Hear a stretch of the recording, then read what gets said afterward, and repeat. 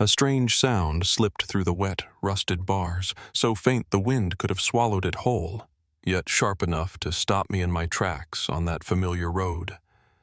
It wasn't a feral cat's cry, not an owl, not the snap of old wood.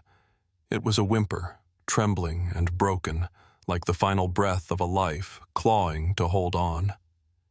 In that instant, my heart slammed against my ribs, my breath caught in my throat. I froze. My hand gripped the corroded fence, fingers digging into the metal, ears straining for another sign. Then it came again. Higher now, more desperate, cutting through Millfield's heavy fog like a cold blade.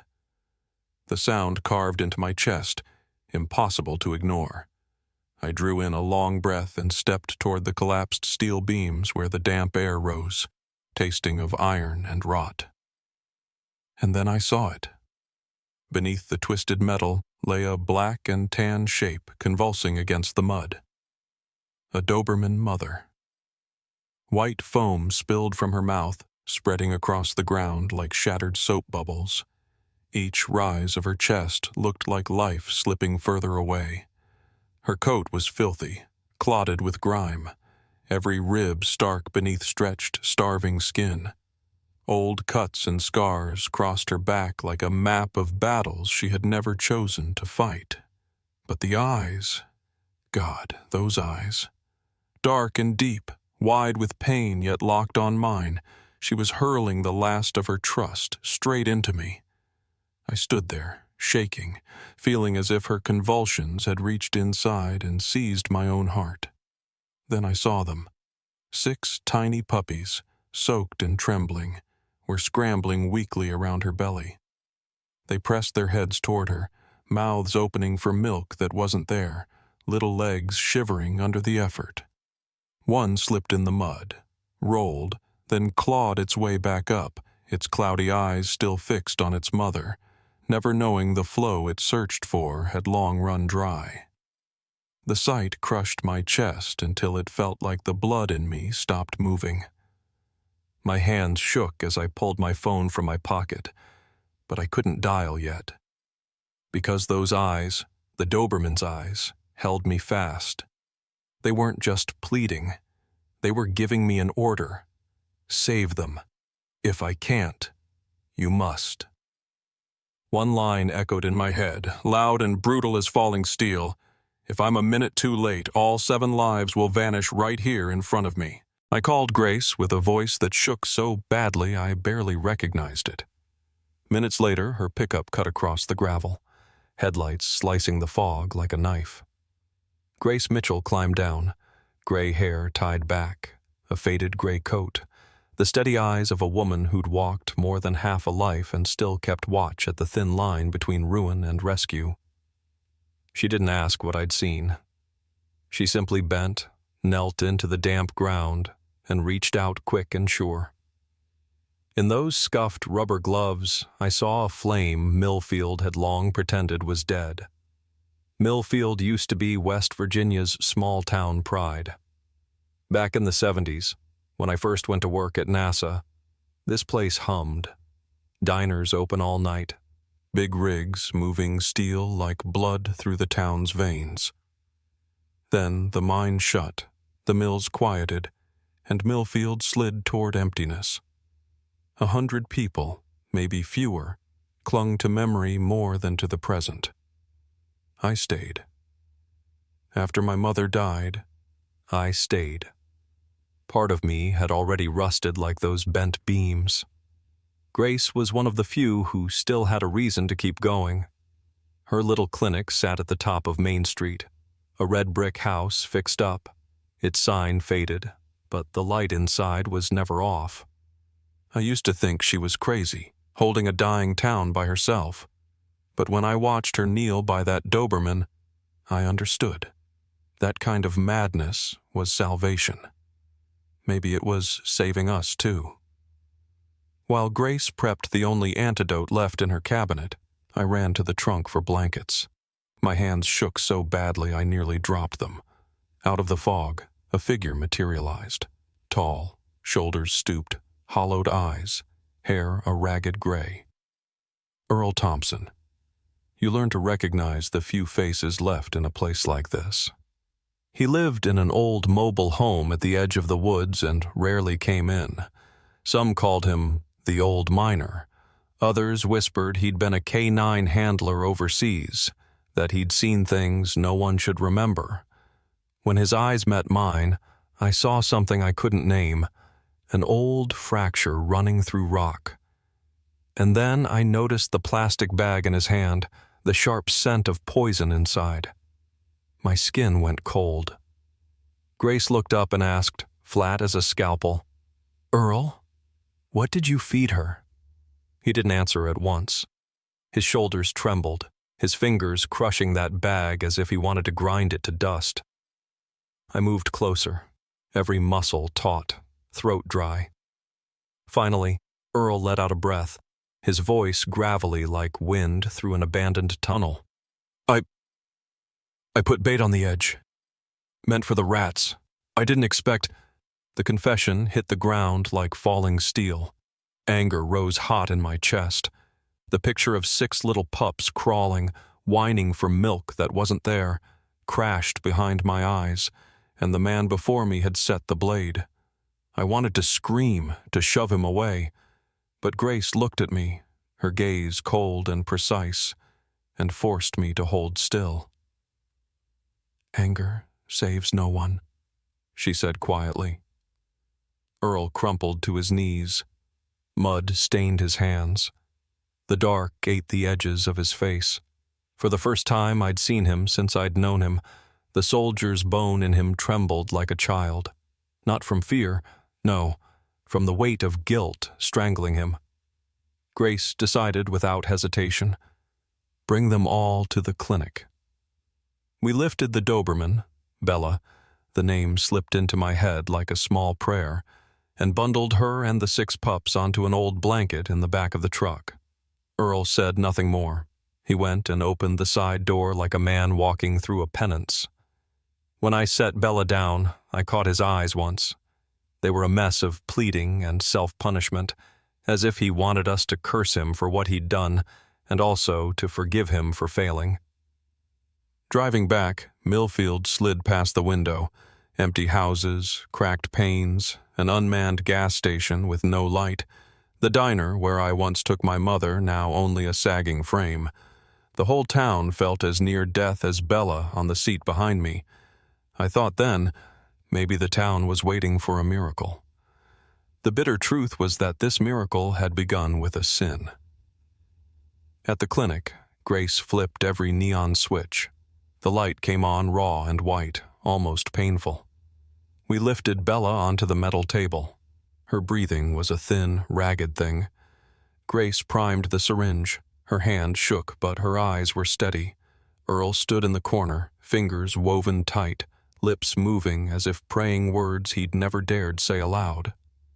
I looked at Bella, at those 6 pups clinging to a dry belly, and one thought hammered in my head. If they die here, Millfield dies with them.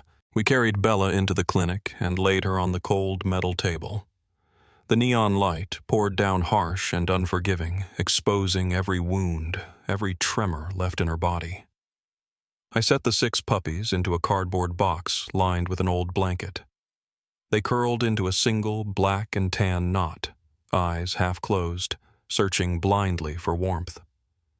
I tried to steady my hands, but each time my eyes fell back on Bella, my heart dropped into the pit of me. Grace prepared the one remaining vial of antidote. She slid the needle into the thin vein on Bella's leg. The fluid went in. Bella jerked once, then went still. The homemade monitor let out a single flat tone. "No, no, no!" The words ripped out of me, as if my own voice might force the blood to move again. Grace lunged forward, her wiry hands pressing down on Bella's chest. For a moment, I froze. Then instinct broke me loose. I pushed her aside and set my own old hands against the ribcage, pressing rhythmically, counting in my head. 1, 2, 3. Fake heartbeats. Real hope. Grace pressed her ear close. Still nothing. Keep going." She drew up a small shot of adrenaline, injected it, and sweat slid down her temple. I pumped her chest, breath ragged, arms shaking, each second stretched into centuries. Earl stood in the corner, his face pale, his hands locked white against the doorframe. His eyes were a hollow pit of guilt and dread. He wanted to move closer. I could see it, but his legs held him prisoner. "Frank! Harder!" Grace barked. I threw everything left in me into those compressions. My back screamed, my chest ached, but I didn't stop. I couldn't. I saw Bella's eyes in my memory, the pleading, the command, and they drove me forward. 1 minute, 2, 3. The monitor still dragged out its merciless tone. The room shrank, the neon flickering, the whole world reduced to the rhythm of my hands pounding on her chest. 3 minutes 30. My knees wavered. My arms nearly gave way. Grace shouted, "Once more, Frank!" And then a fractured beep broke through. Then another. Then another. The tones staggered into real beats, uneven, but alive. Bella twitched, gasped, chest rising and falling, fragile but undeniable. "She's back," Grace whispered, her voice breaking as she pulled the syringe away. I almost collapsed against the table. Tears welled hot, though they didn't fall. I couldn't remember the last time I had cried. Maybe when my mother passed. And now, here, over a creature who had nearly left us. Earl stepped forward, his eyes bloodshot, his body trembling. Words failed him. He only stood there, broken, staring at the faint rise and fall of Bella's chest. "You see?" Grace's voice cut toward him, low but sharp. "This isn't just a dog. This is your chance to choose again." His lips parted. I killed her. Not yet," I rasped, my throat raw. "Not yet. She's still here, and 6 more are waiting." He turned to me, horror and shame tearing through his gaze.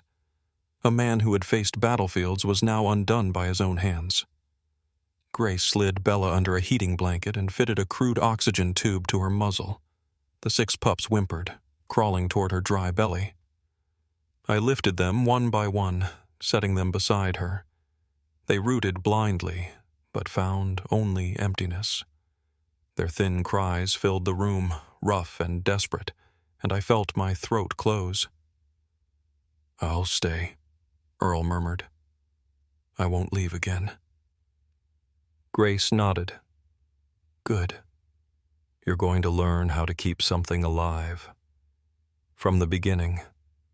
In that harsh neon light, I saw the 3 of us, a hardened vet, a shattered soldier, and me, an old NASA engineer adrift in my own wreckage. Between us lay a Doberman pulled back from death and 6 fragile lives clinging to her.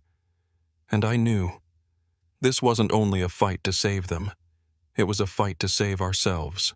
The clinic Grace ran wasn't built for battles like this. It was only a red brick house repurposed, 3 small rooms, a few battered instruments, and a medicine cabinet nearly empty. But over the next days, under the harsh white glare of the neon, it turned into a war zone, an improvised ICU where we pooled whatever strength we had left to hold Bella and her 6 puppies to life. Grace was the center of it. She split shifts, checked temperatures, logged every breath, every bleed, every shudder. Her patience was surgical, merciless in its steadiness, like a seasoned commander who wouldn't allow anyone, herself included, more rest than necessary. "Every minute is a battle," she said. I took care of the machines. Years at NASA taught me to never let go when the tools were missing. I tore down old heaters and rebuilt them into a makeshift incubator to hold steady heat for the brood. I grafted a broken baby monitor to an old sensor and made a crude heart rate unit for Bella. I tightened screws, spliced wires, tweaked resistors with hands that shook, but each beep from that little screen made me feel alive again. Not an abandoned old man, but someone who could keep a life tethered. Earl, who'd hung back at first, crept closer by degrees. Grace made him do small tasks, and I watched him shiver like a recruit. Then, slowly, the hands that once trained K9s remembered what to do. He massaged tiny bellies to wake digestion, wiped milk foam from jowls, and kept notes as if each line could atone for something. His eyes stayed full of shame, but a stubborn thread of resolve started to show. There were moments we thought we'd lose one. The smallest pup went limp in my hands. Breath a whisper. Grace wrapped it warmly and signaled me to turn the heater up. Earl rubbed its sides and murmured old K9 commands, like an upside-down prayer. Then the pup rasped, then inhaled, and we laughed and cried at once. Night turned the clinic into its own universe. Outside, Millfield lay quiet, empty houses whistling with wind. Inside, we kept shifts, nodding off on folding chairs, trading minutes of sleep to watch a chest rise. The smell of antiseptic, powdered milk, and the metallic tang of blood braided together, an odor that became the scent of life being pulled back from the edge. One late night, while changing Bella's blanket, Earl whispered, "She looks like Rex. Same eyes." I looked up and saw his face damp. For the first time, I understood that his past wasn't just a ghost. It was a wound still bleeding. We bickered sometimes, Grace and Earl and I, over dosages and temp settings, small arguments born of exhaustion, then dissolved into tired laughter. It struck me how 3 strangers, each thinking himself spent, had become a team. A widowed vet, a soldier hollowed by guilt, and an old NASA engineer adrift. Our broken parts knitted into a living barrier around one Doberman and her 6 small lives. In a rare, quiet stretch at midnight, I sat watching Bella. She was still thin, her breath heavy and uneven. But the emptiness that had lived in her eyes when I first found her was not there anymore. A faint light glimmered, tired, defiant, like she'd learned she was not alone. I laid a hand on her head and whispered, "Hold on, Bella. We're here with you." Then the next blow came. On the 3rd day, the strongest pup, whom we'd nicknamed Sergeant for the way he marched in little jerks, went downhill fast. He trembled, vomited foam, and his pulse thinned. Grace's face went paper white. She checked him and said without flinch, "We can't treat him here. He needs dialysis. He needs to get to Pittsburgh, now." The room froze. Pittsburgh was 3 hours on winding mountain roads. Time was a thing we didn't have. But looking at Grace, I knew this wasn't a suggestion. It was an order. "My truck still runs," I said. "I'll drive." Earl looked from us to the pup gasping in the incubator. He balled his hands until the knuckles showed white. His face hardened, then cleared into a fierce determination. "I'm coming. I won't leave him again." Neon light threw our long shadows across the scuffed tile.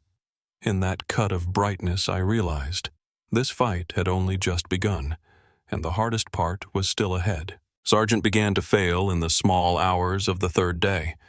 I remember the faint whimper, nothing like anything we'd heard before. It wasn't the cry of hunger or thirst. It was a constricted sob, as if that tiny body was slowly letting go. I lunged forward, scooped him up, and felt his breath hit my hand, shallow, rapid, barely there. The room narrowed to a cold pinprick. Grace glanced once and knew. "We're losing ground," she said, her voice rough from exhaustion. Her hands trembled as she pressed the stethoscope to Sergeant's chest. "The kidneys can't take it." "He can't clear the toxins," Bella, still weak from the poisoning, tried to raise her head and drag herself toward him. Her amber eyes bore into us like a plea. "Don't let him go." I swallowed and turned to Grace. Is there anything left we haven't tried? She shook her head, eyes rimmed red but steady. Not here. He needs Pittsburgh. Dialysis, specific meds, an ICU team. In Millfield, we've got nothing but will. The air froze. Pittsburgh was more than 3 hours away on twisting mountain roads. With a life measured in minutes, that distance felt like an abyss. My truck still runs, I said, voice firmer than I felt. I'll drive. Full speed, Grace stared at me. Frank, you're 65, 3.5 hours. Mountain roads, are you? More certain than I've ever been, I cut in. I'd once designed navigation systems to steer craft through hundreds of thousands of miles of space. Right then, all that mattered was getting one small life across 180 miles of land. Earl stood at a corner, his hands clenched until the skin broke. He looked from the pup wheezing in the incubator to Bella trembling at the edge of her blanket. Finally, he exhaled, voice raw. I'm coming. I won't leave him. Not again. Grace wrapped Sargent tight in blankets and tucked a warmed bottle near his body. Let's go. We have no time, she said. The trip began like a bad dream. My old pickup protested, engine howling into a thick curtain of fog. The mountain road wound and bucked, testing patience and nerve, but I dared not lift my foot.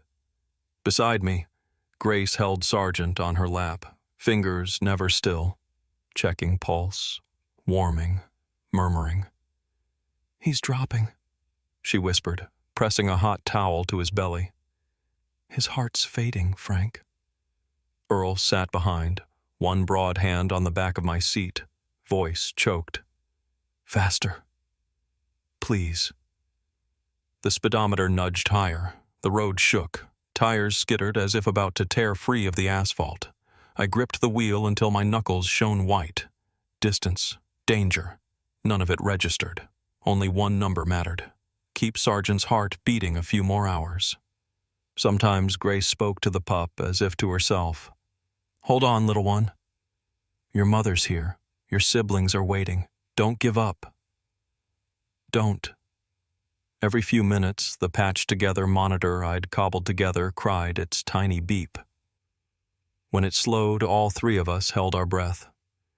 We reached Pittsburgh before dawn. The 24/7 veterinary hospital blazed like a citadel in the dark, an island of answers in a strange city. Dr. James Martinez took Sargent immediately. Strychnine poisoning? Kidney failure? He fired questions like a machine, and Grace nodded, words tumbling. The surgery doors closed. We stood outside, sweating, Earl's hands white on the rail. Time became a vice on our nerves. At last, Martinez returned, face tight, but with a sliver of relief. We caught it early enough. He's going to need intensive care, dialysis, meds, ICU. Cost will be, at minimum, $8,000. We froze. 8,000 was a mountain beyond our town's reach. I dug out my wallet and took the retirement insurance paper with fingers that trembled. A lifetime saved up, yes, but what was the point of money if it couldn't save the life in front of me? Use it, I said. All of it. Do whatever is needed, Grace snapped toward me. Frank, that's your life savings. I shook my head. What use is a life saved for myself if I let a life die in front of me? Earl turned away, shoulders convulsing. I saw tears on his weathered face. He whispered, nearly a prayer, Lord, if he lives, let me bear this burden. Not him. We sat in the waiting room for hours, listening for footsteps from the ICU. When dawn finally bled into the sky, Martinez emerged. He smiled, exhausted, honest. He made it through. Breathing stabilized. Heart, too. He'll need days of care, but he pulled through the night. I slumped back and felt something unclench in my throat. Grace laid a hand on my shoulder, eyes wet but bright. Earl bowed his head into his hands, shoulders shaking with sobs, as if a man had been buried long ago. I whispered to myself, soft and amazed, "Sergeant, you're smaller and stronger than all of us put together." But deep down, I knew the fight wasn't over. The wounds weren't only on one small body. They lived inside people. Those wounds would need a truth larger than pity to mend. Pittsburgh in those days felt like a maze of light and machines. The steady beeping from the ICU, the hurried footsteps of nurses, the faint breaths of Sergeant behind the glass, all of it blended into one relentless score that refused to let anyone breathe evenly. For us, every minute in that hospital stretched into a century. Grace and I took turns sitting with Bella and the remaining pups. Bella grew stronger, her sharp eyes slowly regaining their alert shine. But Earl was different. He hardly left the corner of the room, his gaze fixed on the ICU door.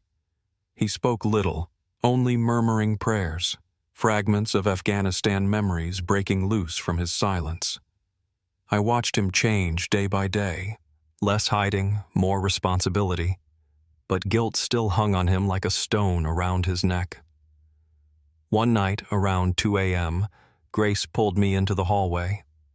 Exhaustion lined her face, but in her eyes flickered something else, a decision, a secret about to surface.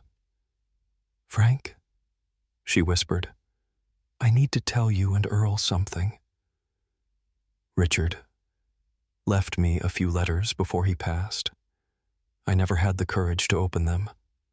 But now, after everything, I think it's time." I nodded.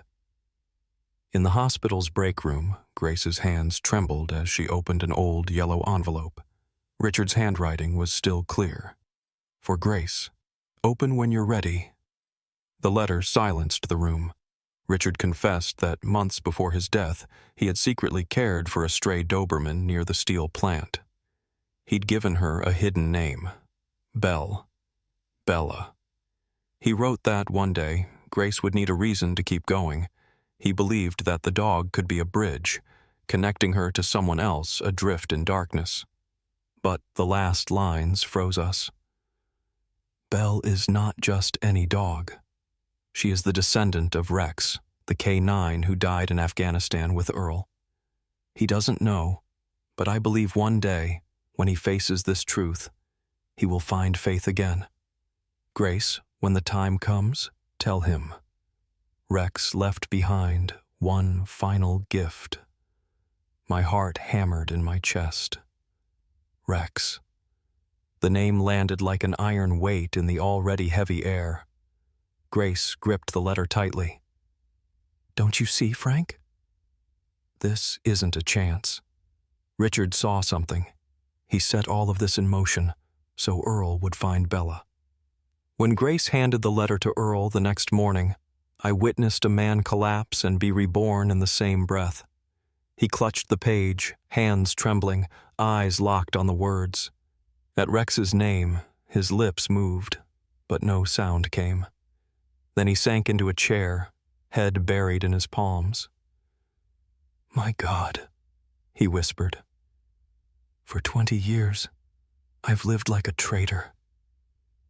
I let Rex die. I never forgave myself. And now, Bella is his blood?" Grace nodded, voice breaking. "Not to punish you. To give you a chance. Richard believed you deserved that chance." Tears cut down Earl's weathered face. Real tears, not the ones he used to hide. He turned toward Bella, dozing with her pups, and whispered as if across time, "I'm sorry, old friend. I won't waste this gift." From that day, Earl was transformed. He didn't just help. He logged every vital sign, learned subcutaneous injections from Grace, sat up nights beside Bella as though afraid one blink of carelessness would cost him redemption. I remember when Bella tried her first shaky steps after the poisoning. Earl knelt beside her, voice trembling. "Go on, girl." Walk the way Rex once walked, strong and proud. "This time I'll be right here." I turned away, throat tight. In that moment, a man who once waited to die in a rusting trailer had found a reason to live. But life doesn't grant mercy cheaply. Days later, Dr. Martinez called us into a side room. He looked straight at Earl. "Sergeant is stabilizing, but his kidneys are permanently damaged. He can live, but he'll need lifelong monitoring. The question is, are you willing to take that responsibility?"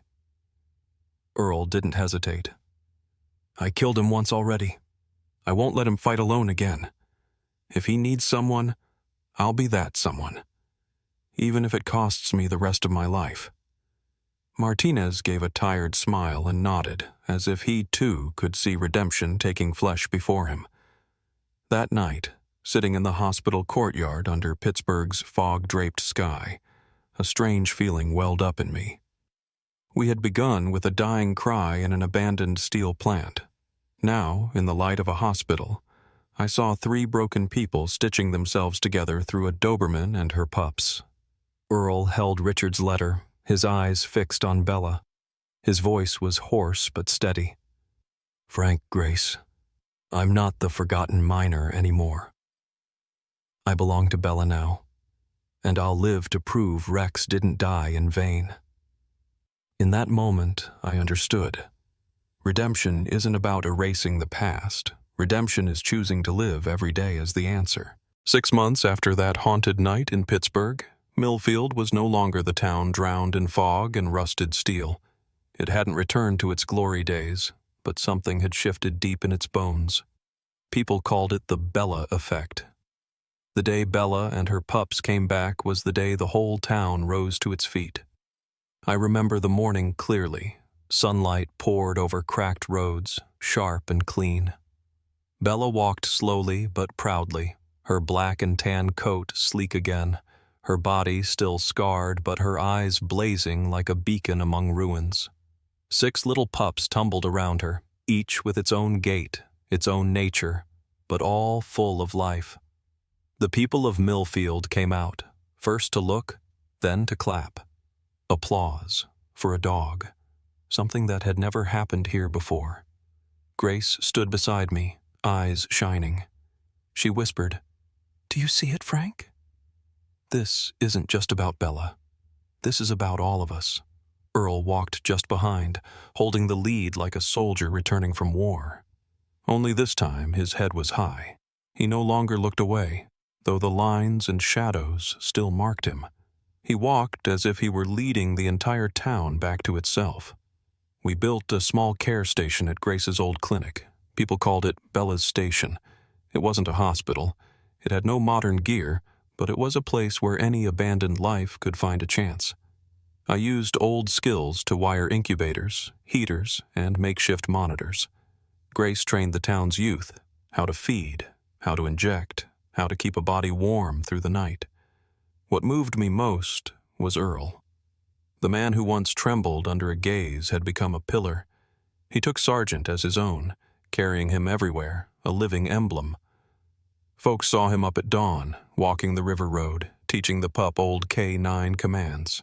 When the little one obeyed, Earl's laugh rang out, louder than anything Millfield had heard in years. One evening, I found him on the clinic steps, Sargent's head under his hand, his eyes lifted to the sky. "Rex," he whispered, "you see it. I'm doing it right this time." Tears fell, but they weren't despair. They were released. Soon, a local reporter wrote, "The Doberman that saved a town." The story spread. Rescue groups came, veterinary students, even travelers. They didn't come only for Bella. They came for the story. A dying town that found light in a discarded life. Donations poured in, food, medicine, funds. A new sign went up outside. Every life deserves a second chance.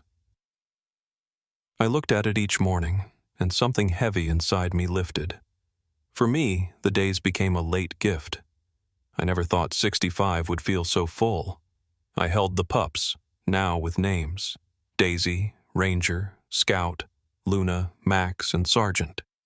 Each name chosen not just to call, but to mark a memory, a helper, a near loss, a spark of hope. Bella, now strong, often lay in the yard, half dozing as the little ones climbed over her belly. I sometimes wondered if she remembered that night under the steel beams. Maybe not. But every time she met my eyes, the answer was clear enough. I know. And I'm grateful. One afternoon, Grace sat with me on the porch. Watching the pups tumble, her voice was low. Richard was right. Bella didn't just save us. She saved Millfield. I nodded. He saw further than any of us. And Earl, I think Rex can finally rest. Grace was silent, then smiled, sunlight gilding a face worn but alive. Frank, have you ever thought it all began with just the faintest cry in the steel? I laughed. And one stubborn old man who couldn't walk away. On the day we dedicated Bella's station, the town gathered. A small choir sang an old hymn, and children scattered paper flowers. Bella stood in the center, tall, scarred, but shining-eyed. Her 6 pups circled her like a current of life. Earl spoke briefly, but his voice carried. I once believed Millfield was dead, but today I see we're still here. Because of Bella. Because of those who didn't give up. And I promise, we will never again let a life be abandoned alone. The applause thundered, shaking loose decades of rust from Millfield's bones. That night, when the crowd had gone, I sat alone and watched Bella curl with her pups under the golden light. I thought of Pittsburgh nights, Earl's confessions, Richard's letters, all pieces now fitted into one complete picture. One faint cry had changed everything. It bound together people who thought they were lost. It pulled a whole community out of the dark. I whispered, half to myself, we kept the promise. And from here on, Millfield will never forget Bella. Even now, there are nights I wake to the memory, the faint whimper threading through rusted steel. If I had walked away, 7 lives would have vanished into the dark. But I stopped. And Bella, with her pups, taught me this. Every life, no matter how fragile, is worth the fight. I share this story with you not to speak of myself, but to ask, what about you? Have you ever saved a life, a stray dog, an abandoned cat, even a broken-winged bird in your hand? What became of it? Is it still with you? If your heart stirred at Bella's name, don't stay silent. Share your story in the comments. Because maybe, just maybe, your small act will be the spark for someone else. Thank you for staying with us to the end, for breathing with us, weeping with us, and believing in what feels so fragile. If this story touched you, please subscribe, not for me, but so that every faint cry out there finds someone to hear it before it's too late.